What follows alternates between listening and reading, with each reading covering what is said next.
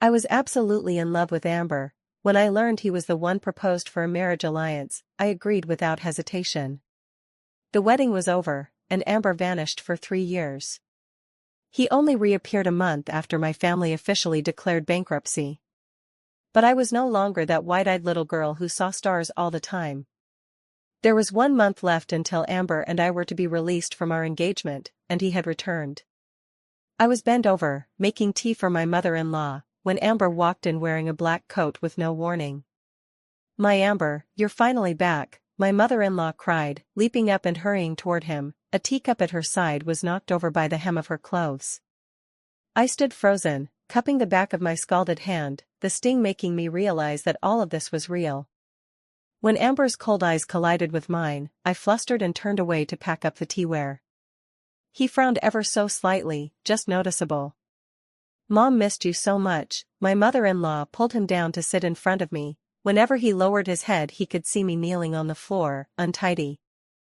Amber seemed to have grown a little more composed. He had once been taciturn, now there was an added edge to him. My mother-in-law chattered on, but I felt a gaze fixed on me from above. "I want to talk to you." His voice was low and as handsome as ever. I looked up in a daze, a rush of guesses flashing through my mind: divorce, infidelity, revenge, all of them dissolving into a single okay. In the study. Amber's fingers drummed on the table. I nervously clutched the hem of my clothes. As long as he wasn't bringing up the old alliance and demanding the engagement be broken early, anything would do. "Thank you for everything you've done these years." For a moment I couldn't process what he was saying. 2 seconds later my face flamed bright red, and the scolding and reprimand I had expected never came. Amber had a trace of a smile at the corner of her mouth.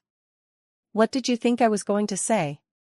He handed me a black card with his fingertips. "No limit. Consider it payment for taking care of my family." I lowered my head to hide the disappointment in my eyes. As expected, what had to happen, happened. Maybe in his mind I was nothing more than the nanny he had hired. "Thank you." I took it without affectation. I deserved it, and right now I needed the money. I'd been managing the branch overseas for the past 3 years. I had to squeeze out time even to eat or sleep.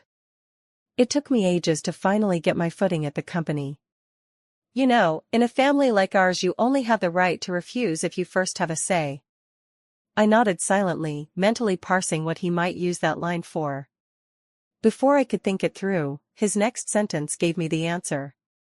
"The arranged marriage was decided by the elders, we were too young then to resist. It's different now, I won't be the cage that traps you." At his words, rumors that had circulated before his return rose unbidden in my mind. Everyone in our circle said Amber had come back to divorce him. He had been forced into the arranged marriage and parted from his 8-year sweetheart. Now that he'd secured the inheritance, the first thing he did was return to divorce. I swallowed the sting in my chest and nodded. "All right, let's get a divorce." 3 years of waiting and the mockery of those around me had long since drained any passion I had for him. What remained was only the aftershiver of a heart that had once raced. I kept my head down, fingering the black card in my hand, unable to see the brief flash in Amber's eyes when she heard about the divorce. His tone carried indifference. "Is this what you've been waiting for?" "Waiting? Maybe." When his family scolded me for not being able to keep a man, when his friends mocked me as a clown. Perhaps I really had longed for the divorce. My eyes cleared from confusion to clarity, and finally hardened into a firm yes. Amber was efficient. The next day his assistant came to me with the divorce agreement. I skimmed past all the earlier clauses and stopped only at the section on division of assets. 1. Bank deposits. The husband willingly agrees to transfer 50 million of his deposits to the wife, to be paid on the day the certificate is issued. 2. Equity. The husband willingly agrees to transfer 10% of the company's shares to the wife, effective on the day the certificate is issued. Seeing that I didn't move for a long time, the assistant reminded me. "Mr. Amber said, if you have any demands, just say them." I pointed at the equity allocation. "I don't want any shares. Give me the house in Nanwan." The assistant froze, waiting for the person on the earphone to reply. Agree to her. After signing the agreement, I breathed a sigh of relief. 30 more days and I'll be completely free. 3 years ago, Grandpa accidentally saw the love letter I wrote to Amber. He humbled himself to seek a marriage alliance with the Payne family, even giving up certain benefits for it. After the engagement was set, I happily spun around the house, itching to tell the whole world I was about to marry the person I loved. But on our wedding day, Amber was over an hour late. Everyone present snickered. They said Amber had deliberately missed the auspicious hour. Even so, I was still glad he came. When we exchanged rings, his hand trembled again and again. I had to help slip the ring on several times. In my heart I only murmured that good things take time. On the second day after the wedding, he vanished without so much as a greeting. My family and I were reduced to the laughingstock of our circle. Looking back now, the missed auspicious hour and the ring that never made it onto my finger were probably signs telling me this wasn't a good marriage.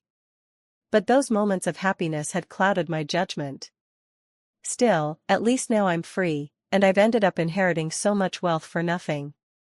The family went bankrupt, Grandpa passed away, and my parents collapsed one after another. I started shuttling between the hospital and home. When the company first ran into trouble, I asked Amber for help, but my message went unanswered. Only then did I realize Amber harbored a deep hatred for my family. My mother lay unconscious in bed. I wiped the peeling skin from her fingers. Mom, I'm getting a divorce. You'll support me, right? In the midst of silence, the next door ward erupted with the clatter of someone smashing things. A man in a suit flashed past the doorway. My body went rigid and, as if possessed, my feet followed. The corridor outside the ward was packed with people. I could only see the scene inside through gaps in the crowd. A thin girl stood by the windowsill with gauze wrapped over her face. Amber stood opposite her. Amber, they say my face will never get better. I don't want to live. Amber tried to soothe her. Trust me, I'll find the best doctors at home and abroad, you'll get better for sure. His voice was firm and strong but tinged with anxiety. The girl's defiance weakened a little. Really? But I'm of no use to them anymore, they don't want me.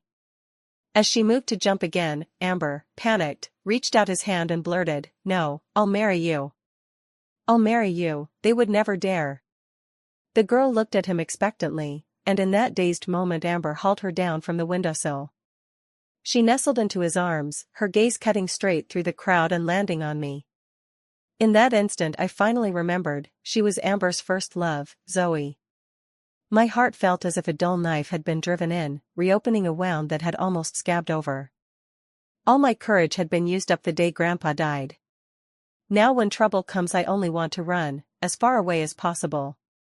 My mother-in-law frowned when she saw me coming out with my suitcase and asked, What are you up to again today? I divorced Amber. What? My mother-in-law widened her eyes in disbelief. She accused angrily, Such a big thing, why didn't anyone consult me? This wasn't my fault, and I didn't want to take on her anger. I could only sigh and say helplessly, Ask Amber about the details. I bowed deeply to my mother-in-law and left without looking back. My mother-in-law isn't a bad person, but she's certainly not a good one to me. 3 years ago she never approved of me, and after I drove her son away with the marriage contract she hated me all the more. She was only a pitiful woman whose husband was never home, so for 3 years I had to desperately make up for Amber's absence. I thought she'd be happy when she heard we were getting divorced. But to my surprise, she looked furious. I saw Amber again at a banquet. I was there because of the unsold goods at my family's shop. Amber was accompanied by Zoe, and her face looked almost fully healed. I tried hard not to look at them, but when Amber drew near I still panicked. Miss Nina, personally I'm very optimistic about this cooperation, it's just that I can't decide on my own. How about, we discuss it again tonight? The middle-aged man across from me was piggish and portly, greed flashing through his eyes as they swept over me. I was about to turn and leave when my wrist was grabbed. What are you planning to discuss with my wife? Say it so I can hear. Amber's voice was icy to the extreme. tinged with an imperceptible warmth and anger. The middle-aged man immediately nodded, kowtowed, apologized, and fled the scene. "Madam?" Was he standing up for me? I was blocked by Amber's tall frame. He frowned, his tone teasing. "How did you end up like this in just 3 years?" Zoe recognized me and stepped forward, her hand lightly resting on his arm, triumph shining unmistakably in her eyes. "Amber, the young lady is negotiating business, why are you interrupting others?" The intimate scene between the two wiped away the small joy that had been rising in my chest. Amber clicked her tongue. "If I hadn't shown up, were you really planning to sleep with him?" Her words made my head explode with a buzzing. It felt as if my past affection and admiration had turned into a joke. I looked up at the man before me in confusion. In the tense stare, a gunshot bang shattered the stillness. In the chaos, I clearly saw Amber grabbing Zoe and running for the door. The last hold my heart had seemed to be fracturing bit by bit. I had no time to think and followed the crowd rushing outside. My high heels twisted in the panic, and I stumbled, catching myself on a nearby column. The marble pressed into my palm with a cold, aching bite. The clamor and screams behind me seemed muffled by a thick barrier, leaving only the thunderous pounding of my heart roaring in my ears.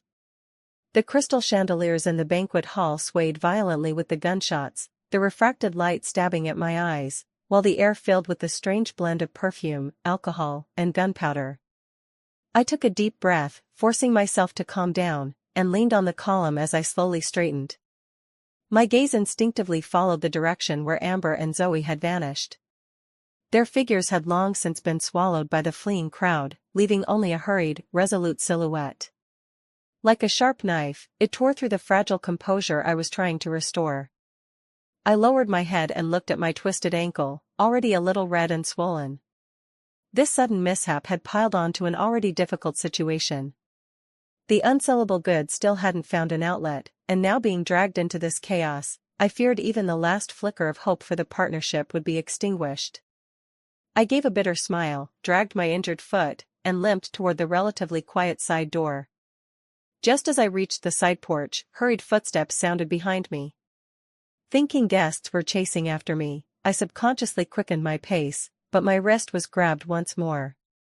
This pull was stronger than in the banquet hall, bearing an uncompromising force that left no room to break free. I spun around and crashed into Amber's bottomless eyes. His breathing was a little ragged, the collar of his black shirt slightly open, his usually immaculate hair tousled by the wind. Zoe wasn't by his side, he was alone, standing against the dim yellow streetlight outside the corridor, radiating a restlessness I had never seen before. "Running away?" His voice was huskier than it had been in the study, threaded with a barely perceptible pant. "Don't you know what to do when you sprain your ankle?" I struggled to pull my hand free, but he gripped it tighter. "Mr. Amber, we're already divorced. You don't need to concern yourself with my affairs." I deliberately emphasized Mr. Amber, to remind him of the only relationship we had left now. Pain pulsed through my ankle in waves, and coupled with what I'd just witnessed, my chest felt sour and tight. I just wanted to get away from this suffocating place as quickly as possible. But Amber acted as if he hadn't heard me, bending over to examine my ankle. I recoiled in fright, his movement froze midair, his brows knitting even tighter. "That house in Nanwan," Amber suddenly said, breaking the silence in the car, "I had it redecorated. If you don't like it, you can change it any time." I paused for a moment and turned to look at him. He was gazing ahead, the lines of his profile were hard and cold, revealing no emotion. "No need, it's fine as it is," I replied lightly. "There's also the company shares, that 10%, you have to take it. It's what you deserve." "I told you I don't want it." I grew a little impatient. "Amber, we're divorced. Can you stop pestering me? Aren't you going to marry Zoe? Treat her well and leave me alone, okay?" Amber's hand on the steering wheel clenched hard, knuckles whitening. He turned his head and looked at me, his expression tangled and hard to read. "Is that how you want me to marry her?" There was a faint, barely noticeable hurt in his voice. I felt a pang and turned my face toward the window. That's your choice, not mine. Yes, it has nothing to do with me anymore. 3 years of waiting amounted to nothing. My love, my passion, had long since been exhausted. Now, I just want to quietly live out the rest of my days, clean up the mess at home, and then completely forget the person named Amber. Amber. I suddenly called after him. He turned back and looked at me. Is Zoe okay? I asked with some difficulty. My heart felt as if something had been wrenched. Amber's eyes flickered. He was silent for a few seconds, then spoke. She's fine. That's good. I nodded, forcing a smile. I wish you both happiness. Amber looked at me deeply, said nothing more, and turned to leave. The moment the door closed, the smile on my face vanished. Tears surged uncontrollably. I covered my face, my shoulders trembling slightly. Nina, you're useless. It's come to this, why are you still crying? Amber, I wish you happiness. Everything afterwards seemed to go smoothly. In the first month after receiving the divorce certificate, the belongings in the house were gradually sold off. My mother's condition improved. The doctor said there were signs of awakening. In the second month after getting the divorce papers, Zoe found me. She said she and Amber were about to get engaged and asked me to stay away from their lives. My mother woke up. Sunlight poured through the blinds and fell on the three of us. The 3 years of gloom seemed to dissipate completely at that moment. The day Mom was discharged from the hospital, my mother-in-law surprisingly called me. Her tone was not as harsh as before. Instead, it carried a certain earnest concern. Nina, it was our fault back then. Many people wondered how the Payne family could watch their in-laws fall into such a fate. The reason was simple: the power-averse resented the engagement and drove Amber away. The power-hungry resented the engagement and forced Amber to seize their power. I knelt on the floor, kowtowing and begging them, if you won't help, at least don't pile on, only to be met with the words, survival of the fittest. I've seen all the effort you've put in over the years. Trust me, Amber is by no means heartless toward you. Sigh, of course I knew Amber wasn't heartless toward me. But in his mind there were so many things ahead of me, including Zoe. Auntie, thank you for your concern, but we're done. I wish you happiness every day. After hanging up, I looked out at the bright sunlight and felt a calmness wash over me. Everything from the past, good and bad, felt like a dream. Now that the dream had ended, it was time for me to start a new life. My mother's health improved day by day, and the family's business gradually got back on track. I devoted all my energy to work and caring for her. The days were full and busy. Occasionally, I would still think of Amber. I remembered him pulling my hand at the banquet. I remembered him saying he wanted to renovate the South Bay house. I remembered him asking if I really wanted him to marry Zoe. But those were only memories now. I knew that Amber and I could never go back. That day I was at the office handling paperwork when my assistant suddenly knocked and came in, handing me an invitation. Ms. Nina, this is from the Payne Group, it's Mr. Amber's engagement invitation. I took the invitation and looked at the gilded name Amber Zoe on it. Not a ripple stirred in me. Got it. Leave it on the desk. After the assistant left, I picked up the invitation, glanced at it, and casually tossed it into the trash bin. On the day of the engagement banquet, I didn't go. I took my mother to the park for a walk. Seeing the long-missing smile on her face, I felt this was the life I truly wanted. That evening, I received a call from an unknown number. It's me, Amber. Amber's low voice came through the line.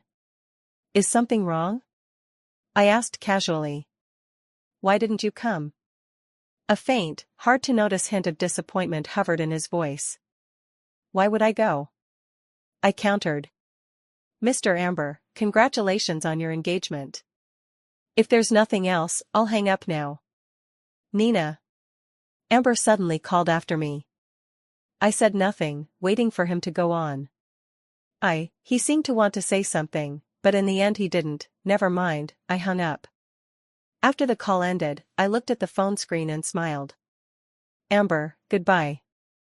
Once I finished today's paperwork, I could move the company and my parents back to our old home in the south. Another month passed, and I slowly fell in love with the southern surroundings. The four seasons, spring, summer, autumn, and winter, were clearly distinct, and even more astonishingly, the south stayed green all year round. The banyan tree by the street spread its dense branches and leaves, sunlight filtered through the gaps, scattering mottled spots that fell on the bluestone-paved alley like a sprinkling of gold dust. Opening the window in the morning, you could always smell the glutinous rice fragrance and the toasty scent of scallion pancakes drifting from the breakfast stall at the lane's mouth, mingling with the unique green scent in the humid air, soothing and warm to the heart. My mother recovered quickly and was already able to walk slowly around the yard with the help of a cane. She often sat beneath the grapevine trellis, watching me tend the flowers and plants we had brought from our old home, a look of contentment on her face. Dad took up his youthful woodworking skills again, setting up a small workbench in the corner of the yard. Every day he tapped and hammered, making little pieces of furniture for the house, and occasionally fixing tables and chairs for the neighbors. Life was calm and full of flavor. The company's business gradually took root in the south. Relying on the reputation and quality products we had built up earlier, we quickly opened up the local market and even gained a few steady partners. In my free time I would take my parents to stroll around the nearby ancient town, watching those white walls and black tiles, the little bridges and flowing water, listening to the creaking oars of the black awning boats as they skimmed the surface. It felt as if all worries were melted away by the gentle atmosphere of the water town. I had thought I would never see Amber again. Until one evening while walking out with my parents, Amber, scruffy and red-eyed, stood in front of me. There seemed to be a lot of grievances in his eyes that I couldn't read. Before Dad pushed Mom away, he gently patted my shoulder. "Have a good talk, don't run away." "Nina. I've finally found you." The dessert shop. Amber's gaze was almost glued to my face. He stared at me until I felt prickly and pushed the dessert toward him. "Try it, the flavor's different from the north." "I thought I'd never see you again in this life." "Isn't this seeing each other? How have you been lately?" "Very well." Silence spread through the air, and I thought to myself that maybe he had come to me because things with Zoe weren't going well. "Nina, I love you." The words fell like a stone thrown into a still lake, setting off ripples across the surface of my heart. My hand holding the spoon paused slightly as I looked up at him. Amber's gaze was burning and sincere, stirring feelings in him I had never seen before. His eyes were still rimmed with red, the stubble on his chin making him look a little haggard, yet also adding a fragile quality he didn't usually show. I lowered my eyelids to avoid his gaze and stirred the sugar water in the bowl, trying to hide the turmoil inside. "Amber, you're crazy," I said softly, my voice carrying a tremor I hadn't even noticed. "I'm perfectly lucid." He grabbed my hand desperately, the heat of his palm frightening me. "I don't know why you chose to divorce me, but if you want it, I'll give it to you." "But," Amber's eyes fell, "I found I can't let go." I withdrew my hand as the warmth slowly faded. "You knew our marriage was only for 3 years, yet you left anyway. For 3 whole years, you didn't even come back to see me. The moment I got back you hinted you wanted freedom, and only now you say you love me. Do you think I'll believe you?" I looked at him with clear eyes, watching his complexion shift from panic to bewilderment. "I like Amber, I like her very much. Because he once told me, outside voices are just references, if they make you unhappy, don't take them as reference." At that time I stood at a crossroads choosing a future. My friends quickly made their decisions, choosing literature, choosing music, choosing fine arts, only I, it seemed, had never known what I wanted to do since childhood. That day many people gave me different pieces of advice. I felt they were all right, but it seemed like none of it had anything to do with me. The setting sun dyed the sky a gentle orange pink. I sat on the bleachers of the school playground, clutching that crumpled volunteer form in my hand, my heart tangled like a knot I couldn't breathe through. Amber sat down beside me then. He'd just finished playing basketball, still carrying the faint scent of sweat and sunshine. He didn't ask anything, he just quietly kept me company for a while. It wasn't until the last glow on the horizon had faded that he finally spoke that sentence. Maybe he happened to see a heartbroken junior and offered a comforting word, and I kept remembering it. After the engagement was set, he didn't recognize me. I had no idea Amber had a girlfriend. We ate, shopped, and watched movies like any ordinary couple. On our last date before the wedding, he squeezed my hand in the car. I really believed we would be happy, but Amber's wedding was delayed. His leaving for 3 years shattered all my fantasies and left me alone to spin wild thoughts. Amber's posture was almost pleading. I can explain. Nina, could you give me some time? It's the last time anyway, I sighed helplessly. Speak. I thought, you only married me because your family pressured you. When I suggested getting to know each other before the marriage, it was because I hoped we could grow feelings for each other, but you still didn't like me. As he spoke, his head dropped. I wanted to give you freedom, but I had no say. I thought I'd be back soon, but I didn't expect. What about Zoe? Amber sprang up excitedly. Zoe is my comrade's sister. Ever since my comrade passed away, her mind hasn't been right. There really isn't anything between us. Listening to his explanation, after all these years the misunderstanding was finally cleared up, yet not a single ripple stirred in my heart. The atmosphere cooled. Amber looked at my calm eyes and panicked. Can you give me one more chance? No, I said without hesitation. He had voiced his grievances. What about mine? You said, what? Amber asked, incredulous, eyes wide. I said no, Amber. Even if I hadn't said it, maybe you've heard it from others. I really liked you once. I looked into his eyes seriously and saw in them the deep affection I had once longed for. You said you did it for me, but you never asked what I wanted. You left for 3 years. Did you ever think about what my situation was like during those years? I was excluded by your friends, blamed by your family, and laughably, I actually believed it was my fault. Everything from the past projected like a lantern carousel, yet I was finally at peace and couldn't recall any details. Amber, did you not see the SOS message I sent, or did you pretend not to see it? He lowered his head in silence. The answer was self-evident. I snorted. Amber said everything for my sake, yet turned a blind eye when I was in trouble. He lost himself in the struggle for power and blamed it all on me. Ridiculous. Amber, we're done. Saying you love me doesn't erase the torment of those nights and days. One explanation from you won't make me pretend nothing happened. My life has already turned the page. I stood up. I've already paid for the dessert, take your time. With that I turned and left, without a trace of regret. But Amber, as if she couldn't understand me, began to cling and plead.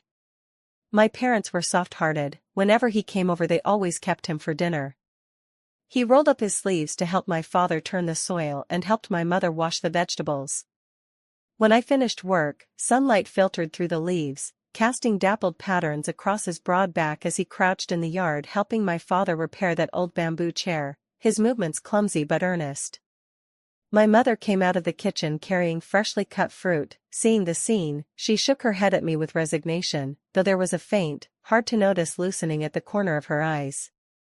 I changed my shoes and walked straight into the study, set my briefcase on the desk, and watched through the window that incongruous figure in the yard, once the lofty CEO of Payne Group, now like an ordinary neighbor's husband, doing the petty tasks he would never have touched before, all to stay in this home.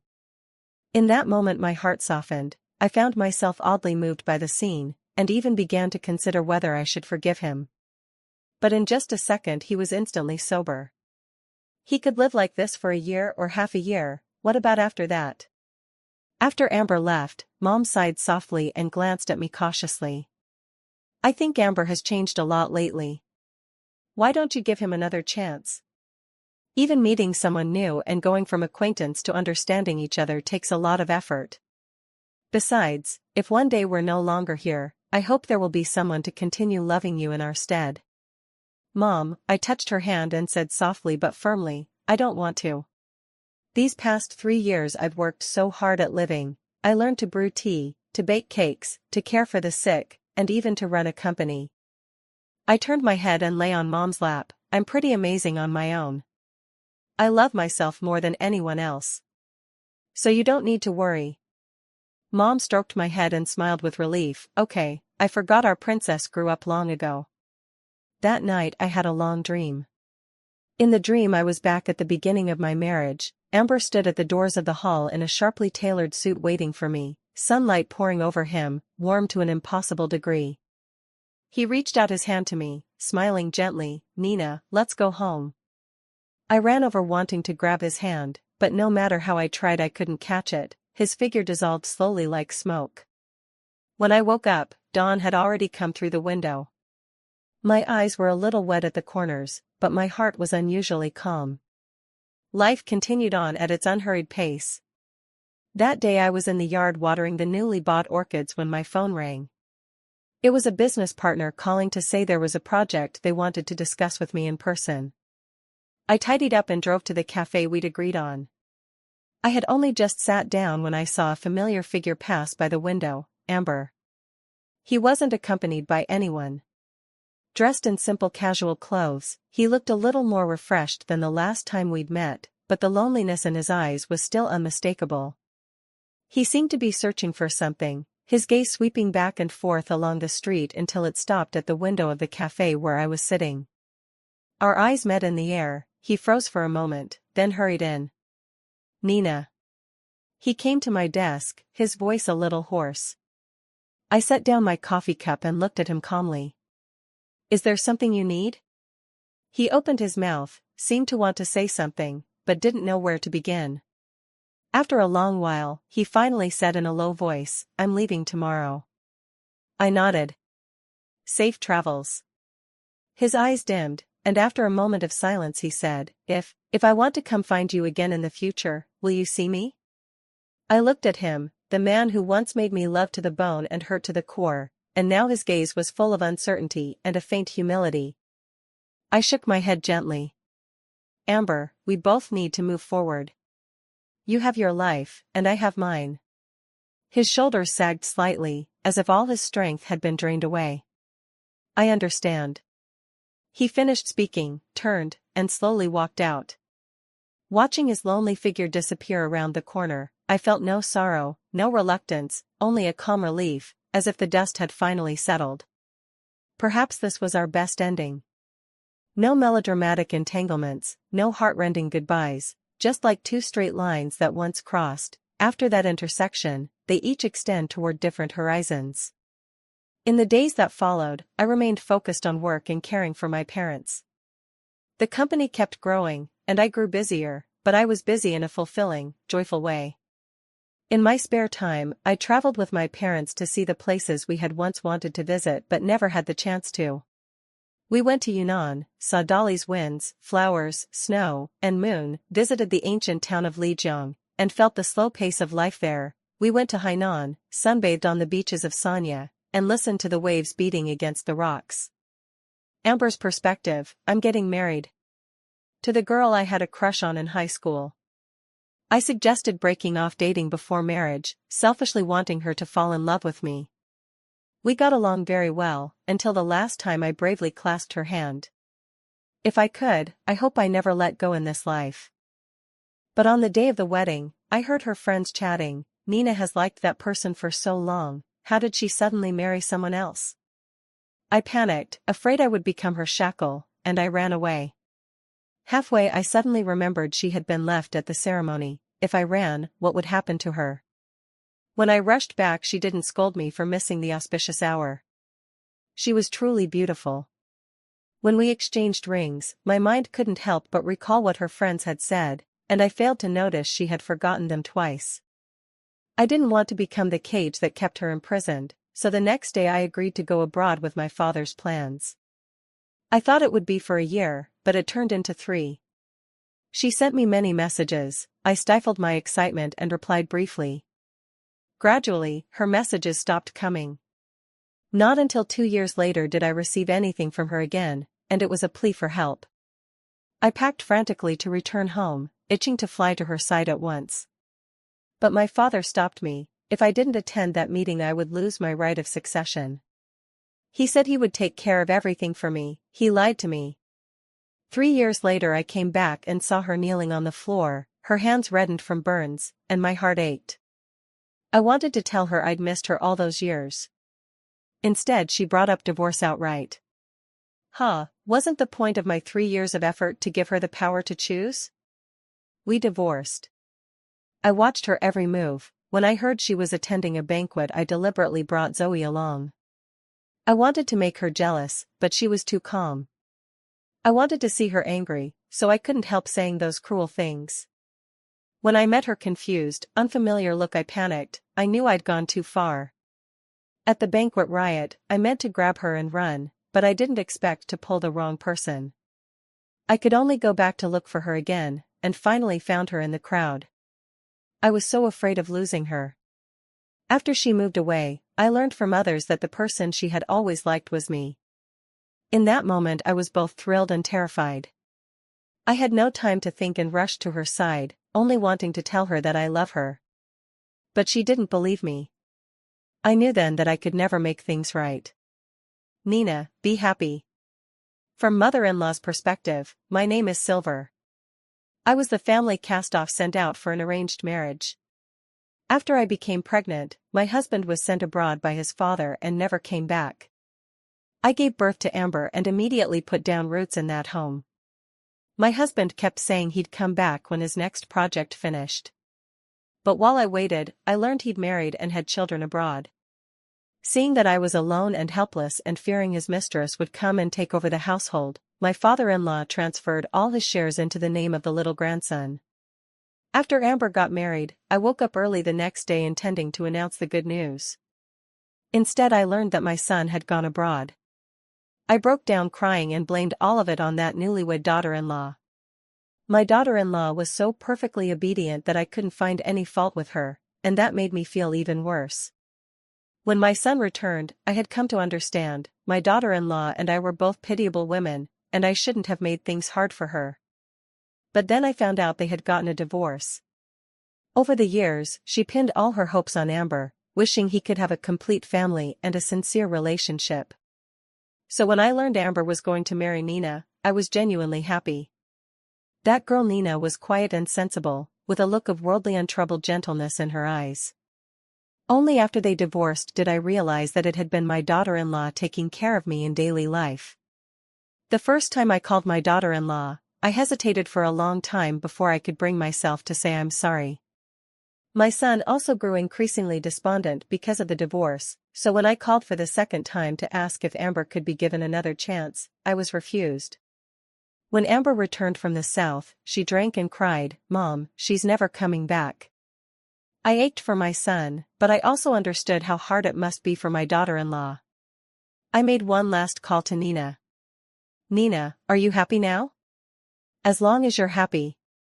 Auntie wishes you eternal happiness,"